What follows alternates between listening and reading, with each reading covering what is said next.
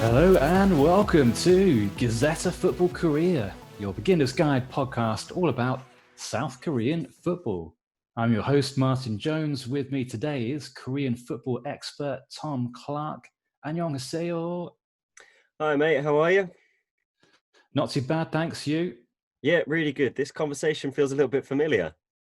Slight technical difficulties, listener. It was bound to happen at some point, sooner or later, that we lose a chunk of pod content. But anyway, we'll crack on. If you're new to the pod, what do? Well, we follow K-League One, which is the Korean top flight. We round up all the action and we look at what it means for the league. I'm a complete newcomer, but Tom spent 10 years in Korea, so he's on hand to answer all of my newbie questions. What have we got for you this week? Well, another shock loss for a top team, another goal fest in a Daegu match, and we dust off the great escape narratives for at least another week. Before we get into all of that, though, we've also got an interview for you as we caught up with Ulsan's Norwegian international striker Bjorn Johnsen.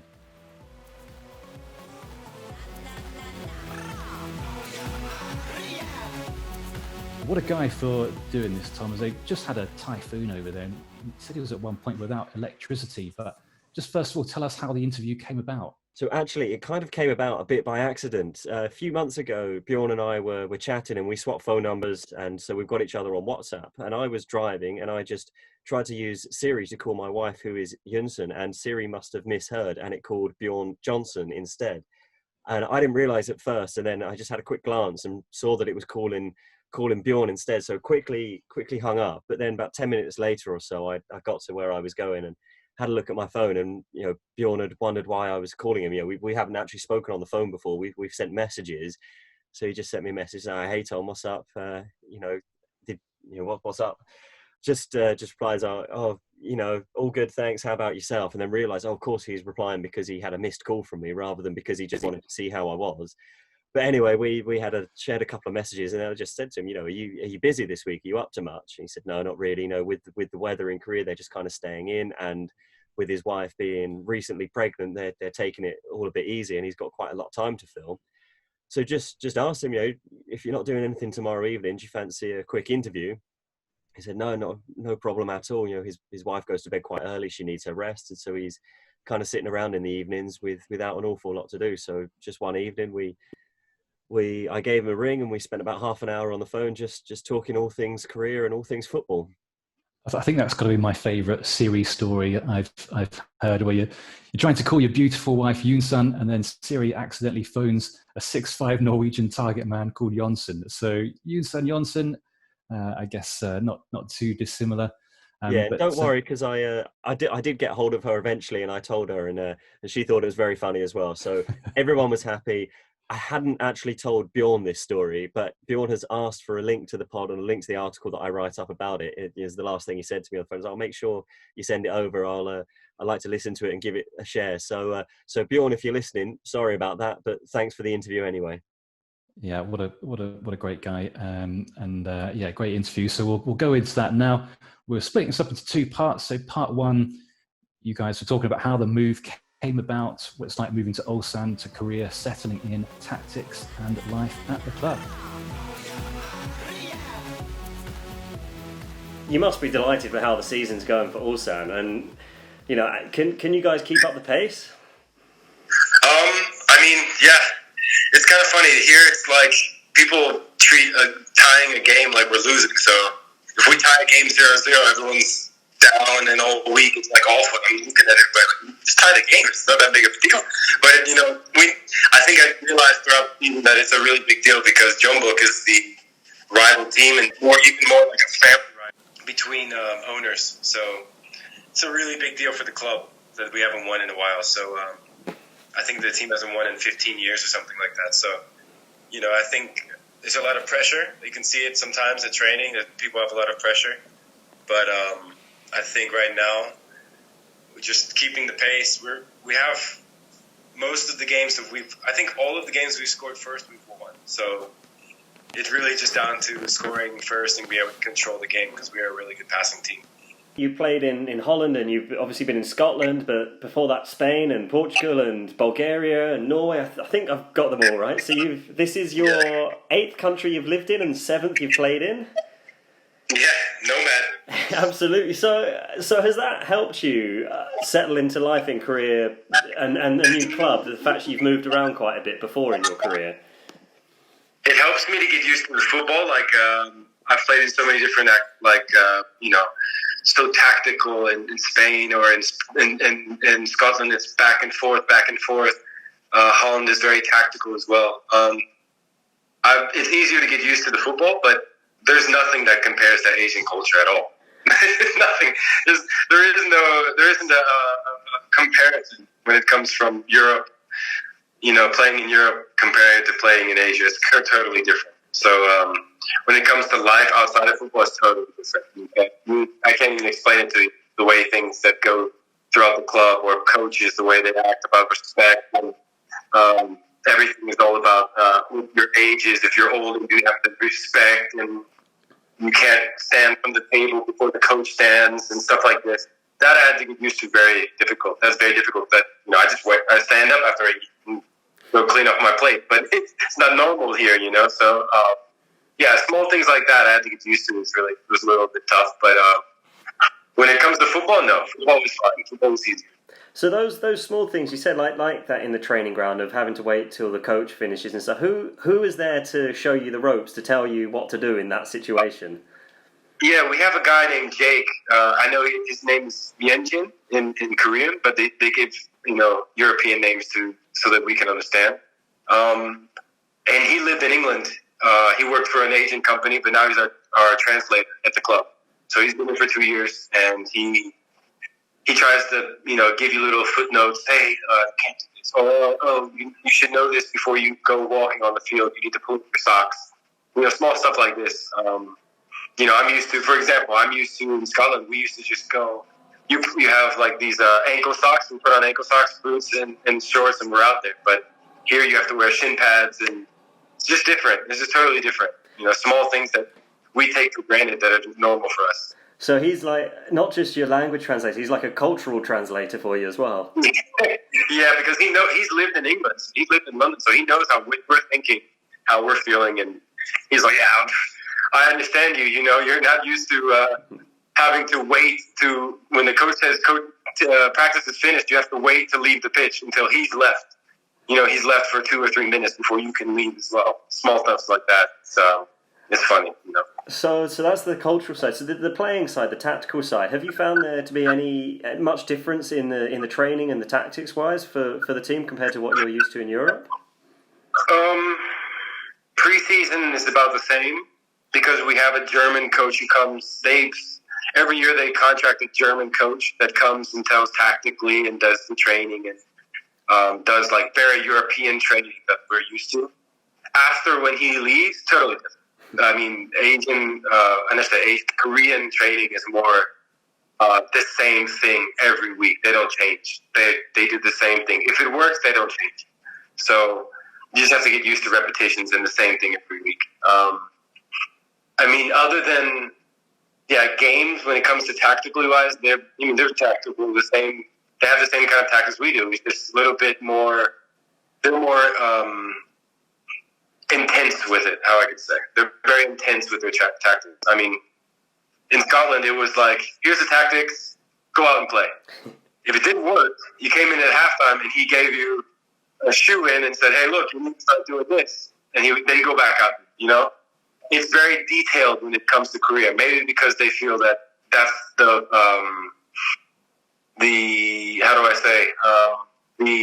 extra little part that will change a game. It is, but football is football. Football is the same everywhere. So, I think that maybe they're a little bit more intense than other places. So, that's just them. Before you signed for Ulsan, what did you know about the club, and did you reach out to Mix Discord to find anything out? Yeah. I actually, it's funny to say, Mix's agent was my agent back in the day. I used to talk with his agent, so I talked with him. I got his phone number. I got Mix's phone number from Ulsan, from the national team, and I spoke with his agent about how they do transfers and stuff like that. And then I had, the year before, had an offer when I was at AZ for Jeonbuk. But the deal fell through because the coach wanted a Brazilian or something like this. So then I decided, well, look, I've already been asked once to go to Asia. Maybe we should look to maybe go to Japan or Korea or China or something. And I just felt like I wanted to change. I wanted to do something different. You know, I had done pretty well in Europe, and I played national team, and I just wanted to try something different.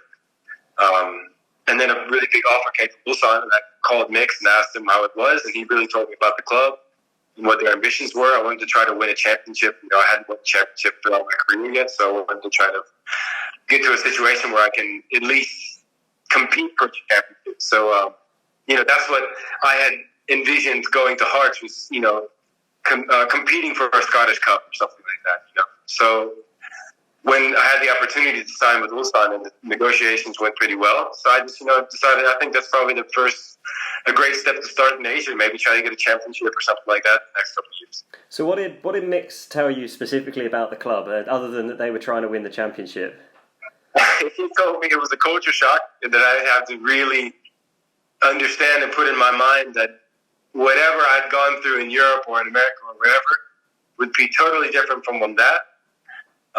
You know, I told him I was prepared because I obviously knew that I had played in a lot of countries, so I knew that there would be a culture shock, but I didn't know it would be this much.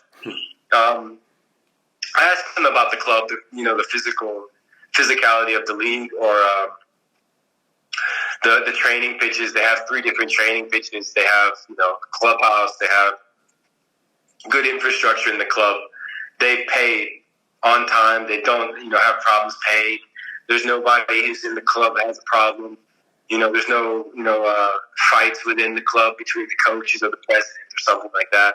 Because I had been in clubs where, all of the clubs I've been at least once have changed coaches throughout the season. I went to Scotland, had an amazing coach, then we changed coaches, and he didn't, see eye to eye with the sports director. He didn't, maybe the fans didn't like him. Or I went to AZ, I had a coach, and then they wanted to change the whole new regime and make a younger squad. Just always changing. So I wanted some continuity in the club that I was going to, and that's what I got at Ulsan. So I decided it was probably a good idea, and the mix helped a lot with the decision. So have the club and the city lived up to your expectations then? Well, yeah. I didn't know what to expect from Ulsan and the city in general. So, it's fantastic that I live really close to Busan. Busan is 30 minutes, and it's an amazing city.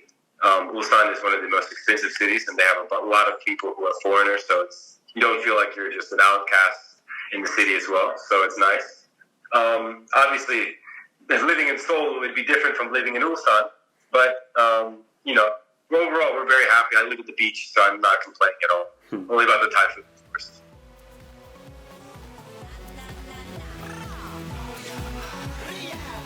Tom, it sounds like quite a regimented approach to training that Bjorn describes there. Do you think that's an Ulsan thing, or is that a South Korean thing? I think that's a Korean thing. We spoke to Brandon O'Neill from Pohang Steelers earlier in the season. He was telling us some similar stuff about training there, but it's also a cultural thing. When Bjorn mentions, he finishes his lunch, he can't just stand up and leave. He has to wait until the coach and then the senior players who are older than him, the captain, he has to wait for them to finish and stand up and leave.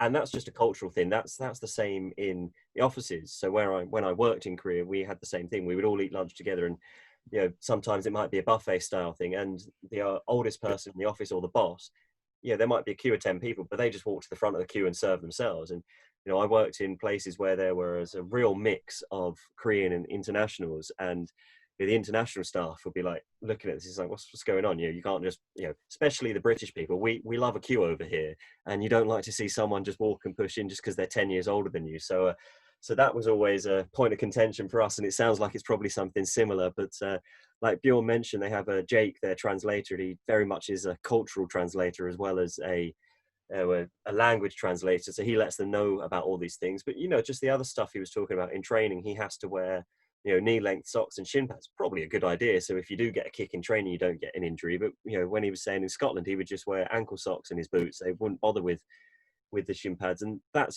just a cultural thing. Good stuff. We've focused quite a lot recently on the footballing side, and we haven't touched so much on the cultural stuff. So it is good just to touch base with that, because it is so different to what we know over here. Let's go on to part 2 of the interview. So part 2, you guys were talking about Junior Negrao, Ulsan's striker, current league top scorer, what it's like playing in Korean weather, and he also touched on his prospects with the Norway team.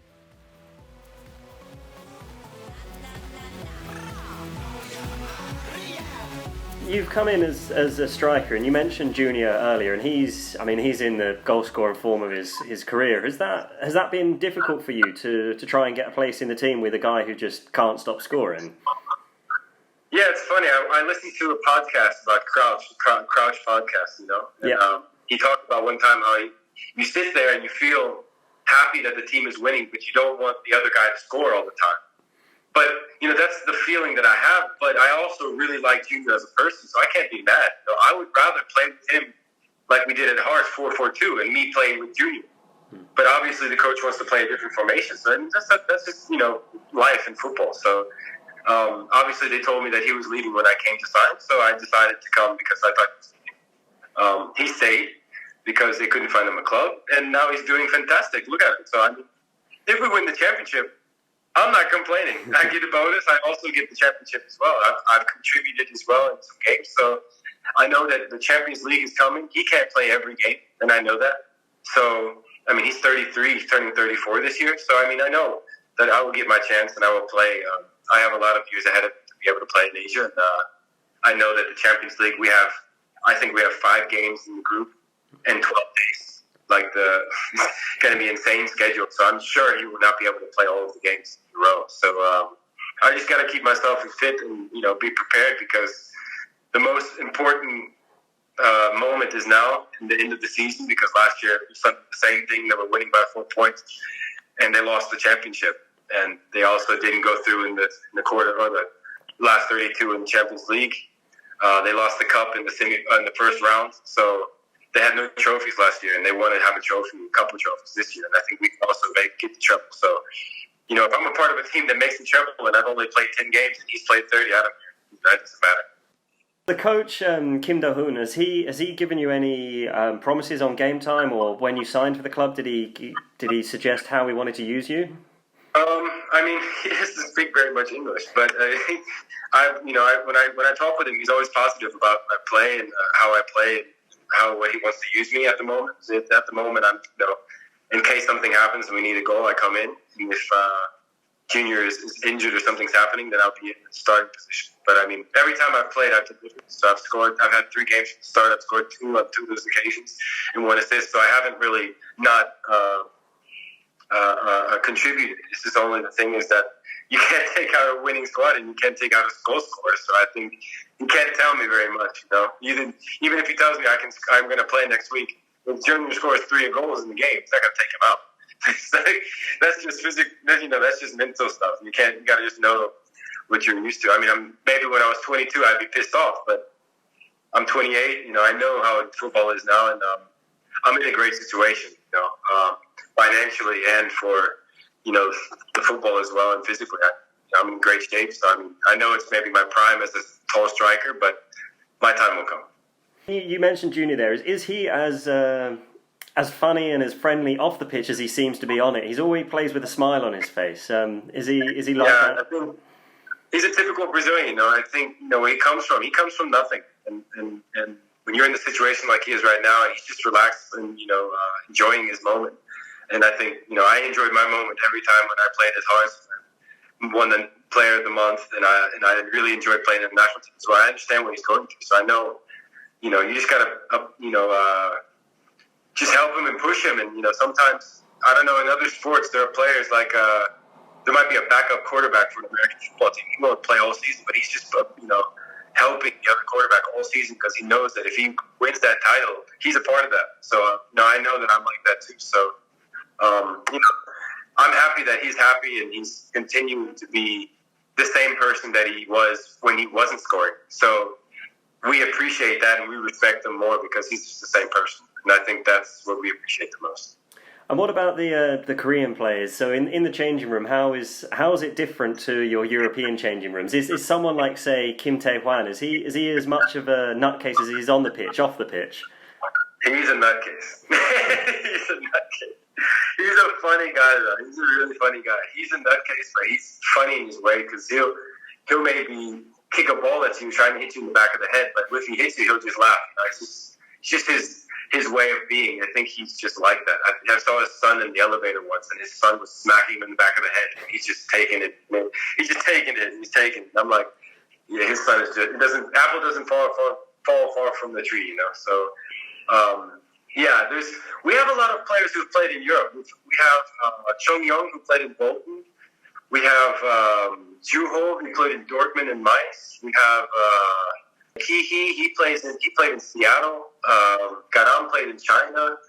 A couple guys played in Japan. The players have played out of Korea, and they also know how it is to be, outcasts or players on their own in other clubs by themselves. So they help us a lot. They're funny, they're joking. Obviously, there's pressure when we play Pohan and Jeonbuk, the big games. You saw we got a red card after 10 minutes because of the pressure, this nervousness, lashing out in the tackle. So I think that's the only thing that we need to help out with is trying to calm them down in games like that. But when it comes to the normal games, day-to-day stuff and throughout the week, they're funny and make jokes. A lot of players are funny. They're good people. So you mentioned at the start of the conversation about the weather, but you get extreme heat, but then you get this unbelievable rain, and then you said about the typhoons. Now, how are you coping fitness-wise with the weather? Last night was a crazy typhoon, and this morning we went to practice. My building had no electricity. Obviously, my wife and I couldn't sleep all night. Get to training, have me eating breakfast because I haven't slept all night. I get to the training. It's 40 degrees. It's 37. And the humidity, because of the rain from the night before, was unbelievable. I think it was like 20% or something. It's nuts. And then we have to train in blazing sun for 2 hours. And today was the like double training when you train like games and stuff and always running. And it's just so tiring. I played my first start, or my first league start was against Ulsan. And we played at like 7 at night. And it maybe doesn't feel like it's hot, but when you're playing the game, the humidity, you can't breathe. It's not about like physicality. You might be in the best shape of your life. You just can't breathe. It's nothing to do with how physical you are. It's just to do with being able to play in that humidity. And I think that's the difference in playing here and playing in Asia and playing in Europe. Are these the hardest conditions you've played in your career? I mean, in Norway, it must have been freezing when you played. But is that different? I'm Norwegian. It's fine with me to play with no. I can play without feeling my feet. That's okay. Training in minus 20 is no problem. But playing in 40 degrees in Spain was really tough. But this is even tougher. This is playing in 40 degrees, but also with the humidity. It's like a dry heat when you play in Spain or in Portugal. But here it's like if I leave my windows open, the floor is humid. You can see that it's just wet, the floor. So just moving on to your international career, you last played for Norway in the European qualifiers about this time last year, and obviously there's some Nation Leagues games coming up this weekend, and you're not in the squad. Has moving to Korea affected your is it impacting your international prospects? I knew that if I was coming here, I would maybe impact what I was going to be able to do internationally. I also know that when I spoke with the coaches, I'm in the 30 player squad, so I know that I'm able to be picked because I'm in that squad where he's saying, look, these are the players I want to pick from. He's told me that before signing here, Lars Lagerbäck. But we also have players. Ulsan plays in China, Shinzu, in Super League. Tarek Elyounissi plays in Japan in J League. Those two are also in the 30 players. And we were informed last month that we wouldn't be picked this game because of the quarantine. We would have to be quarantined. So only players in Europe were allowed to go to Norway without being quarantined and play the game. Right. So I knew that before coming into these Nations League game. Obviously, if I'm not playing, then I won't be able to be picked for the Euro playoff from the Nations League that we won. So I know that. Maybe it would be different if I was playing every game. Junior wasn't here now scoring a bunch of goals. But, I mean, obviously the situation is how it is, and I take it how it is. So, I mean, I'm happy with what I've done. I've scored some goals for the national team. I think I have 33% goal ratio playing for the national team, which is fantastic for me.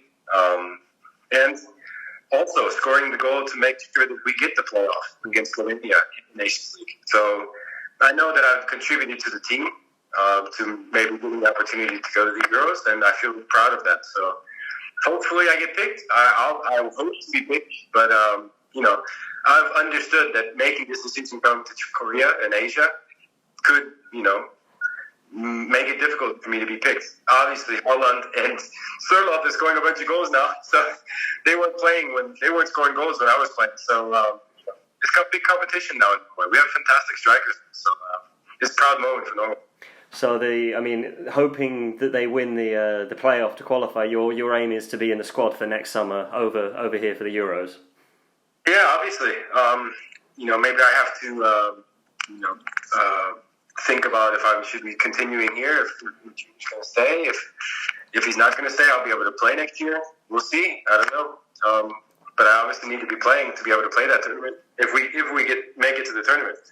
So all eyes on October 8th when we play Serbia, and then see it goes from there. We have to win that game and win the next game. Maybe Scotland. We'll be playing Scotland. That'd be fantastic. Playing playoff final against Scotland. If I don't get picked, I'll definitely be watching it out. Like, there's a game tomorrow I'll be watching at 3 a.m. They're playing Austria. Your wife is there with you. So how's she settled into life there? Has it been difficult for her with COVID? Well, yeah, she's actually we became pregnant in the last 2 months from now, so it's kind of been weird because we have to now go to doctors who are Korean who don't speak English, and get insight on the baby and stuff like that. So it's been definitely a big experience. So it's a little bit funny to talk about. Well, congratulations on that. Are you going to bring out the baby celebration? My go-to for the rest of the season. Hopefully win the league so I can use the trophy. All right, well, if you win the league, I want to see you cradling that K-League trophy. That's for sure. Thanks for your time. Good luck for the weekend and for the rest of the season. Appreciate it.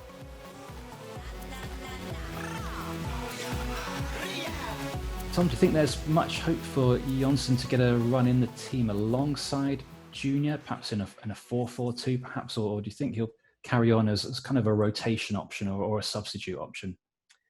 I don't see him getting a start in a 4-4-2 alongside Junior. No, they've done that once or twice this season. They've done it when he comes off the bench and he plays alongside him when they're chasing a goal. But okay, they didn't win this weekend, but they are winning so many games. And like Bjorn said, why would you change a winning side? And the interview just showed his maturity, I think, because he's 28. He's at the peak years.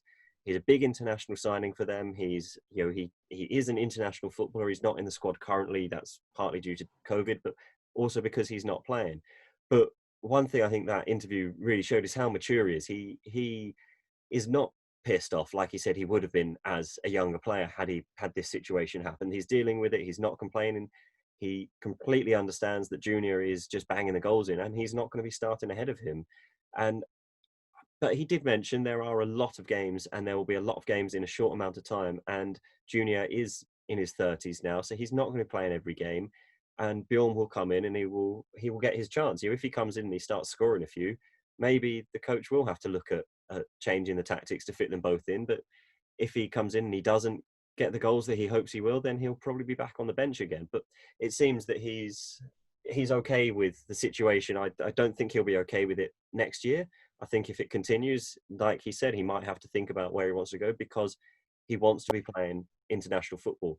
He wants, Norway haven't qualified yet, but they've got a chance of qualifying for the Euros, and he wants to be playing in that tournament. He's 28, he's absolute peak. He's not going to have a better chance. And although Norway do have Erling Braut Haaland banging them in for Dortmund in Germany, and they had Alexander Sorloth, who was on loan from Crystal Palace playing out in Turkey, scoring for fun. And there's Josh King from Bournemouth, who's probably going to move on from Bournemouth into the Premier League. There is a lot of competition for places, and he needs to start. He needs to be the main striker at a club if he wants to get back into the international setup. If he does decide to leave, he wouldn't be short of suitors. I mean, certainly if you look at K1, he'd pretty much walk into almost any team, wouldn't he? Yeah, I think he would. Yeah, I mean, Jeonbuk looked at him and wanted to sign him last year, as he mentioned, and that fell through. So he'd already knew a bit about Korea, which is why he was quite keen to get to Ulsan, because he'd already done his research and read and spoken to people about the country. And he's played in a lot of different countries. He's one of these footballers. I wouldn't say journeyman. I would say he likes to travel. He likes to experience new things. He was born and raised in America, but then he's got the Norwegian part of him, and he's been in Spain, in Portugal, in Bulgaria, in Scotland, and now Korea, and in the Netherlands as well. So I don't think he will think twice about moving on if he doesn't get the assurances he needs, or maybe purely if Junior stays for another season, he might think, you know what, this has been a fun year. It's time to do something different. He's also now going to be a father by the time next season comes around, so he's got that to think about, where he would like to raise his child, where his wife wants to live. It's not going to be just a footballing decision. If it was just a footballing decision, I would say I don't think he'll be there next season. Interesting stuff. So yeah, really good to listen into that, and thanks Bjorn for joining us for that interview, and all the best for the rest of the season and next season. And he's promised to come back on if they win the league, Tom. Yeah, he said he did say if they win the league, he will happily come on, or if they're close to winning the league during that with a couple of games to go, he'd happily have another chat and tell us about what it's like being there when they've either won the trophy or they're close to winning the trophy. And also, if they do win the league, look out for his baby cradling celebration that he promised us. Good stuff. Excellent. Right, let's move on to our Game Week 19 recap.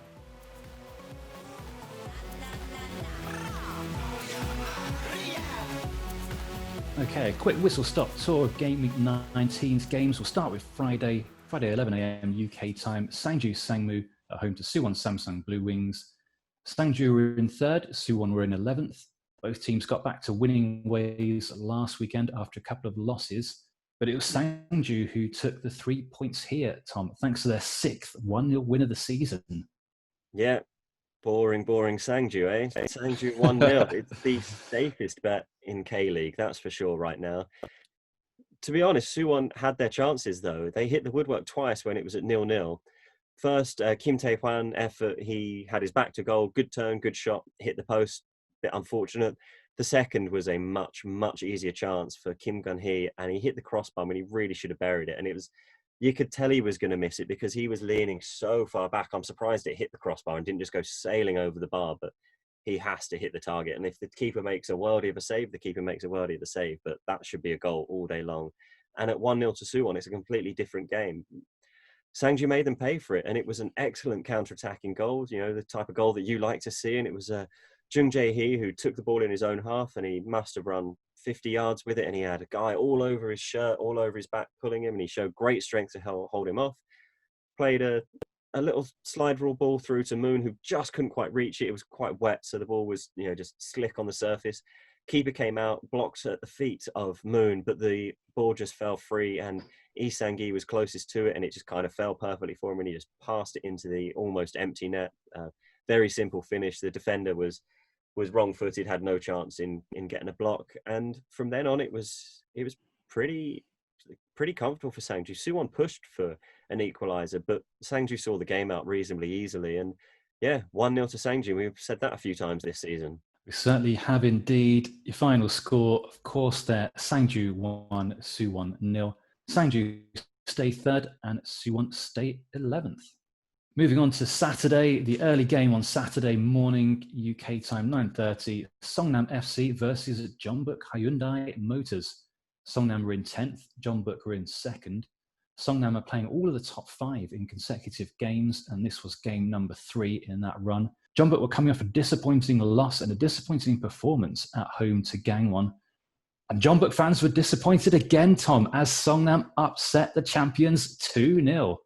Yeah, superb win for Songnam and fully deserved. And we spoke about this run of games they've got at the minute, and we spoke about it a few weeks ago. We were just pondering, what would be a good points return, and we took the first 3 of these games, and we were like, well, 1 point maybe, and that wasn't being mean to Songnam. It was just 3 really tough games in a row. So they will be delighted with a deserved 3 points here. And it kind of makes the next 2 games against, good teams again, basically free hits really, because this was 3 points they weren't expecting to get. And it will just give them confidence because it wasn't a lucky win. It was very well deserved. I mean, Jeonbuk were poor. Their defense was not good. And, the Magpies scored 2 good goals, both of which Jeonbuk could have done better in stopping, but Songnam took advantage and it was a good win. The first was started with a lovely crossfield pass into Park Soo-il, who, took a touch, took it forward maybe 10 meters or so, hit a good shot, and it hit the far post, and it rebounded, and it fell to Yoo Soo, who finished well. And it was practically an open goal that he had to aim at because the keeper had, was still on the floor, just getting up off the floor after trying to save the first shot. But it was still a really good finish because the ball came out quite quickly and it was at waist height. So he did really well to keep it under control. He didn't take a touch. He hit it first time. And he had made about 10 yards up on the defenders as well. When you see a replay, when you freeze it as Park is to take the shot, Yu is nowhere near, the closest in. And he just reacts quicker and he gambles that it's coming back. And that's where the defense should be better. They should be on their toes and they should be following it in. I mean, yeah, it fell quite kindly to him, but if the defense had reacted quickly, they'll at least be putting some pressure on him. And they could have done better with the second as well. And again, it was Yoo Soo involved, and it was a good goal. It was a good run down the wing. It was a nice turn and showed good pace to get onto the ball. And then he cut the pass back to Park Jun-tae, who'd made a late run from midfield, but he had time to control it, take another touch, and place his shot into the corner of the goal. You just think, well, the defenders was stood off 5 yards off him. He had time for 2 touches. Maybe if he has time for 1 touch, the defense needs to be straight on him, but they stood off. And yeah, good finish, bad defending, good game from Songnam, and poor from Jeonbuk, really. Songnam were pretty comfortable in this. Jeonbuk came close with a free kick in the first half off the crossbar, but other than that, didn't really have any good chances. It's not good enough from a team of their quality, but a great win for the Magpies. Certainly was indeed. Your final score there, Songnam 2, Jeonbuk 0. Songnam go up 2 places to 8th. Jeonbuk stay 2nd. The Songnam have taken 4 points off Jeonbuk this season. Jeonbuk, that's their 2nd loss in a row. So Songnam's win overlaps slightly with the 11 a.m. kickoff, which was FC Seoul versus Busan. So this is one you caught, Martin. And Seoul were in 8th, Busan in 9th. Both had lost last weekend. Both conceded 3 goals.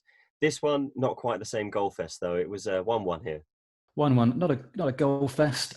Ki Sang-young, I think we're going to be mentioning him a lot for the rest of the season, even if he doesn't really do that much. But he started on the bench for Seoul, still just getting match fitness. No Lee Jung-hyuk up front for Busan, presuming he was injured because he went off at halftime last week. It was a bright start for Busan, but Seoul, I think, were the better team in the first half. And they went ahead in the 25th minute. Park Chu-young broke the offside trap. His cutback from the byline was turned into his own net by Busan defender Dostonbek Tursunov, one of the Uzbek contingent in K1. Wasn't really too much he could do about it, to be honest. There was a Seoul attacker on his back and he didn't really see it. But that made it 1-0 to Seoul. Second half, Busan did improve, but Seoul did have some good chances. Ki Sang-young almost smashed on him from long range, which I think would have got the Korean football Twitter sphere going like mad if he'd scored that. Busan also survived a couple of penalty shouts, both of which I think, in my opinion, would have been soft. But Busan's equaliser came with 3 minutes to go. Kim Jung-hyun with a header from a corner. I think Seoul edged it overall in terms of chances. I haven't seen the stats, but that's what it felt like. But I thought a draw was a fair result here. Seoul 1, Busan 1. Both teams drop a place, so Seoul go down to 9th and Busan down to 10th. Now, another game which slightly overlapped this was Pohang versus Daegu. Pohang in 4th, Daegu in 5th. Pohang got back to winning ways last weekend against Songnam. Daegu in a bit of a slump at the minute, coming off that crazy 6-4 defeat to Gwangju. Just the 5 goals this time. It was still a good game, though, and it finished 3-2 to Pohang. Yeah, this was the biggest game of the weekend on paper. It's always good when a big game lives up to the billing, because this was a good game to watch. Cecilia, Daegu's Brazilian attacker, he got brace last weekend in a losing effort, and he got another brace in the first half of this game. Both times arriving in the box to get on the end of a couple of miscontrolled balls. First one by Kim Dae-won, his own teammate, who who miscontrolled a cross. It just fell nicely for Cecilia. The other time by Pohang centre-back Kim Gwang-suk, who for some reason tried to backheel a clearance, just went straight to Cecilia, and he just pinged it into the bottom corner. Between those goals, there was a penalty for Pohang, converted by Palacevic. Daegu centre-back Jong Tae-wook fouled Palacios, who was playing up front in place of Ilyuchenko, who was given a breather. He was on the bench. Watching this live, first angle, I thought, could have a penalty here. Second angle, yeah, it looked like a pen. Maybe just the slightest touch on the ball by Jong Tae-wook, but he did take out Palacios, so that was fair. And that meant it went in at half-time, Pohang 1, Daegu 2. Pohang with most of the possession, though, and the TV stream AI result predictor, and you'll like this, Tom, it said Pohang 33%, draw 34%, Daegu 33%. Obviously, that meant any result was possible. It's bizarre, that, isn't it? So the team losing have the same percentage chance of drawing as they do winning. That doesn't quite make sense to me. And I've seen that AI predictor on Korean games before, and it is a bit of an odd one. I've seen the win for a team losing 2-0. The win percentage was higher than the percentage of them drawing. So it's like the AI thinks, okay, if they can get 2 goals back, it's 2-2. Then they're going to get a third and finish 3-2. It's like, that doesn't quite compute for me. So I wouldn't be basing my bets on that AI. Maybe the AI just has the same biases as us humans. Who knows? But Pohang were good in the second half, and I think probably the better team, and they got an equaliser 6 minutes in. Choi Young-jun with a nice backheeled through ball to Song Min-kyu. His shot was saved, but Palacios put in the rebound. It was a good performance all round from the Colombian on Saturday. That made it 2-2, but Pohang weren't settling for a draw. They brought on top scorer Ilyuchenko. He came on in the 67th minute for midfielder Lee Sung-mo, attacking substitution. And then with 10 minutes to go, Song Min-kyu for Pohang, ghosting in from the left flank, got between the centre-backs, cracking header for the winner. A really nice cross by Kang Sang-woo. It was his first assist for Pohang since returning from military service at Sangju. Got 7 goals and 5 assists for the Army men, and he was a big reason why they are in third. Pohang fans, of course, will be hoping he can continue that form for them. Good game to watch. As I said, end-to-end stuff. I thought what was just impressive, though, was Pohang just went up a gear in that final 20 minutes. They played well and, in my opinion, deserved to take the win. Yeah, and the win they did, it was 3-2 to Pohang there. So Pohang stay 4th, Daegu stay 5th. Pohang with consecutive wins for the first time since Gameweek 10, which is a bit of a surprise, actually. And as for Daegu, their slump continues. They've only got 1 point from their last 5 games, and next weekend, away to Ulsan. Now, moving on to the Sunday games, the first of these, which was Gangwon FC versus Incheon United. Gangwon in 6th, Incheon in 12th.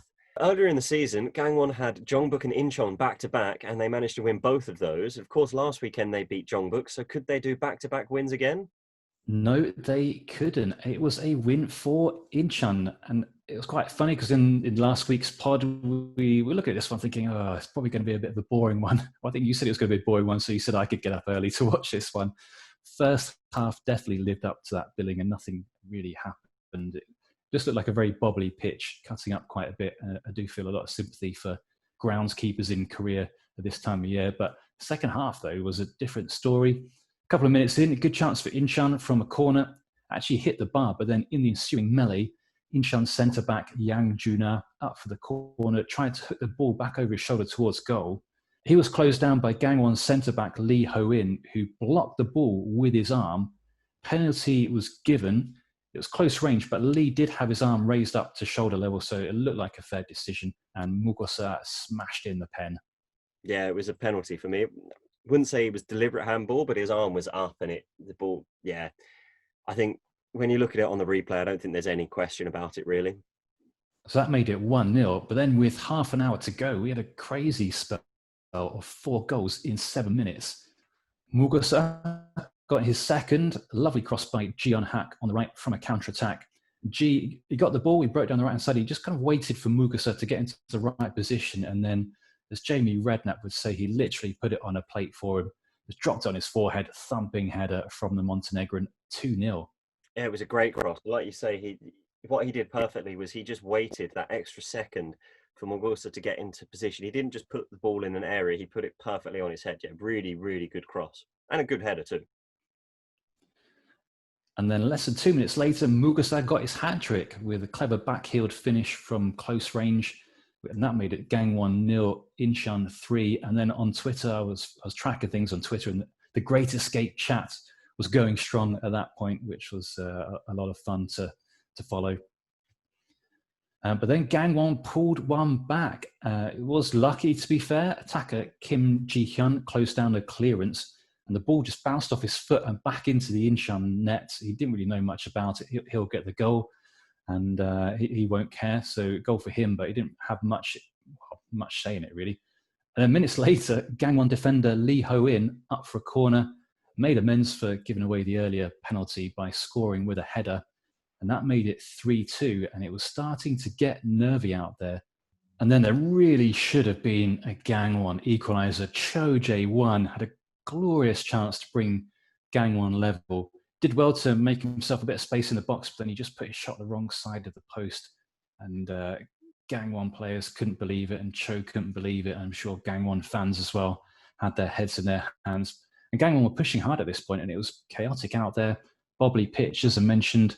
Rain was also coming down at this point, but Incheon held on to grab 3 massive points. They'll also be pleased to have scored some goals, because this was the first time this season in the league they'd scored more than a single goal in a game, and you can't escape relegation just by winning 1-0. So just puts too much pressure on the defence going into games. So I think they'll take a lot away from this game. Will they have enough to escape the drop? Who knows, but at least they're still in with a fighting chance. Yeah, so this one finished Gangwon 2, Incheon 3. Gangwon stay 6th, Incheon stay 12th, but they closed the gap to Suwon to just 3 points. The final game on Sunday, final game of the weekend, Ulsan versus Gwangju. Ulsan were in 1st, Gwangju were in 7th. Ulsan are in terrific form, but Gwangju are showing they're no mugs, putting 6 past Daegu last weekend. And it looked like another good performance for Gwangju as they got a 1-1 draw here. Yeah, this was a real chance for Ulsan to get a 7-point lead, but in the end they had to settle for a draw. It's still a 5-point lead, and if you'd offered that to them a few weeks ago, they would have bitten your hand off for it. But yeah, this was a real chance to put a marker down, get that 7-point lead. First half was strange from Ulsan. I don't know, maybe the pressure of, being able to put this big gap between them and Jeonbuk. I'm not sure, but the second half was a lot better. They were noticeably quicker in their play, their tempo. Everything was just a bit better. And after Willian's red card, they were pushing for the win and they couldn't quite get it. And this particularly after a great save from Yoon Pyong-gun in injury time from Junior, who was only 6 yards out. The keeper did really well. He made himself big. But if you pause it as Junior's about to take the shot and you ask somebody who knows that he scored 22 goals this season, you would have backed him to score that all day long. But yeah, good save. William had an eventful game prior to his red card. He'd opened the scoring with a free header from close range. It was the ball bobbled around in the box, and it got cleared, and the cross came straight back in. And just in the confusion of that, the defence lost their shape, and he was completely free. Decent header. He then he got sent off later in the game for kicking out at Kim Tae-hwan. It was after a VAR check. It's a correct call for me, and strange. Not sure what's going through his head there. With VAR, you're always going to get caught for that kind of stuff. After that red, Ulsan were pushing, but couldn't quite get the winner. They had the chance to get the winner after Junior had got his 22nd of the season, as I say, and that was a header from him for the equaliser. It was a really good diving header at the near post. He can score all kinds of goals, this guy, and I do like a diving header, and he took this one really well. Great celebration, because after his diving header, he's lying flat on the floor, face down, and Kim, who'd put the cross in, just comes sliding in for about 10 yards out. It's a wet pitch, and he just comes sliding in face first across the soaking pitch to join him on the floor, and they looked absolutely delighted with each other. But yeah, it was all Ulsan from then, but Gwangju held out, and we still have a title race. 7 points. I think I would have been giving it to Ulsan. 5 points. That's doable for Jeonbuk. Your final score there: Ulsan 1, Gwangju 1. Ulsan stay first. As Tom says, they are now 5 points ahead of Jeonbuk. Gwangju stay 7th.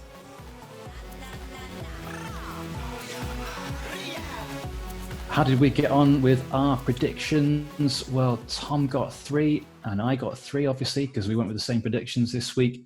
Yumi got 3 as well. Incheon coming in for her with the victory. So that puts Tom on 54 for the season, Yumi on 48 and me on 49. In terms of the K1 table, well, Ulsan at top, 5-point lead over Jeonbuk in second.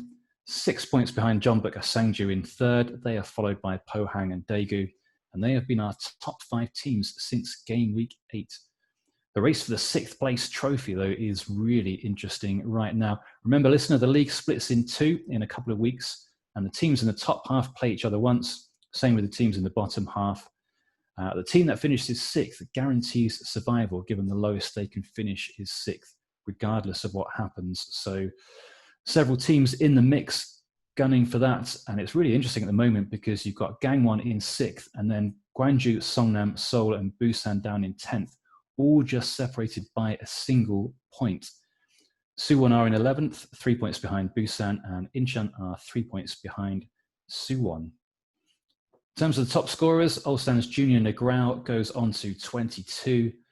Daegu's Cecilia has 12. Pohang's Ilyachenko also has 12. Felipe down at Gwangju is the other player in double figures. He has 10. Next player on the list, who I'm just going to mention this week, is Mugosa, because his hat-trick puts him on 8. Mugosa, of course, for Incheon United, and having a goal scorer is the most priceless commodity you can have if you're trying to avoid the drop.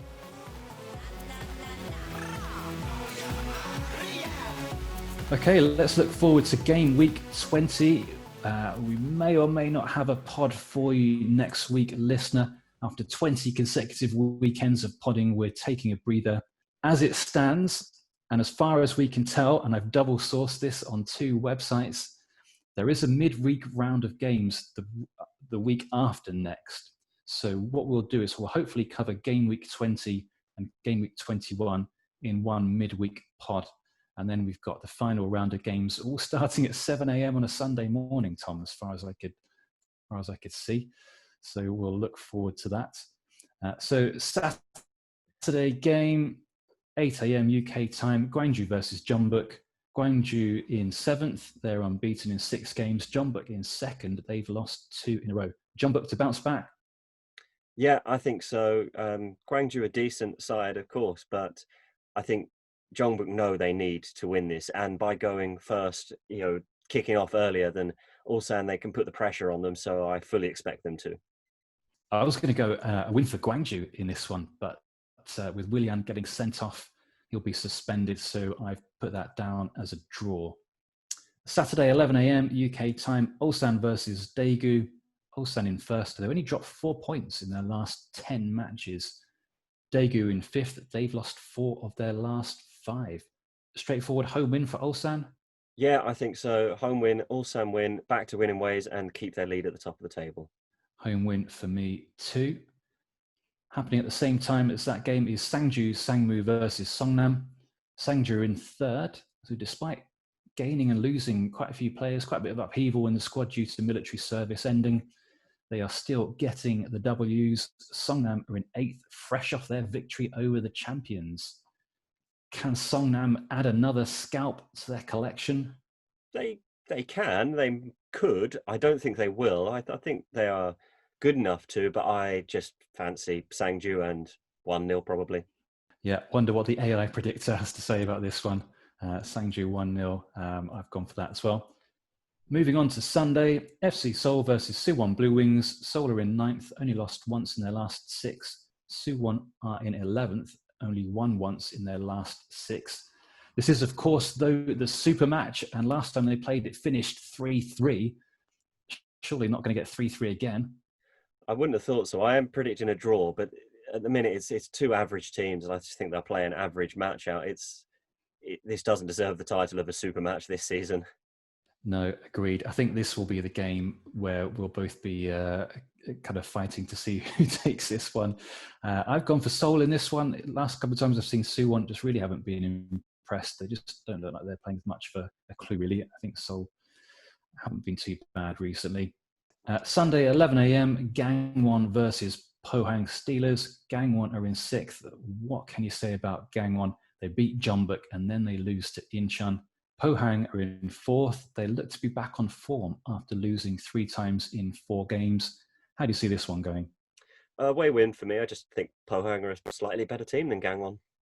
Yeah, away win for me as well. They did look good in that last game, Pohang. Final game of the weekend, Sunday noon UK time, Busan I Park versus Incheon United. Busan are in 10th, continue to be a little bit up and down. Incheon in 12th. Incheon looking to continue their quest for a great escape. And this looks like quite a nice fixture on paper for them. Can you see Incheon getting a win here? They've got a chance of getting a win here. I'm going to go with a draw just because I don't fancy them to get back-to-back games. But it's after their win this weekend, it is a nice game to come, and it's huge.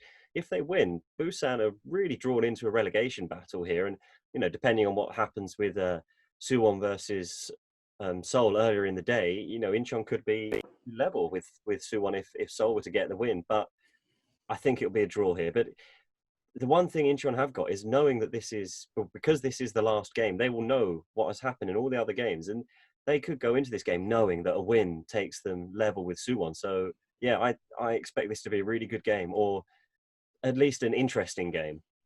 Yumi, I don't know if you're listening. I've gone for an Incheon win. Incheon for the win here against Busan. It feels like a kind of Busan-y type of result to lose at home to Incheon. Would make it really interesting.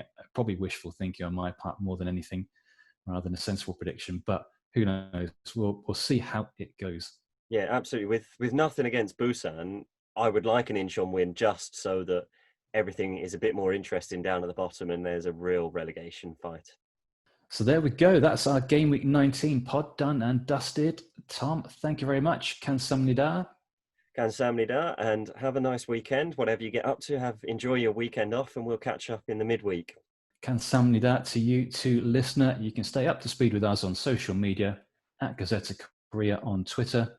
We're also on YouTube, where we put the video version of these podcasts, and we're on Facebook as well.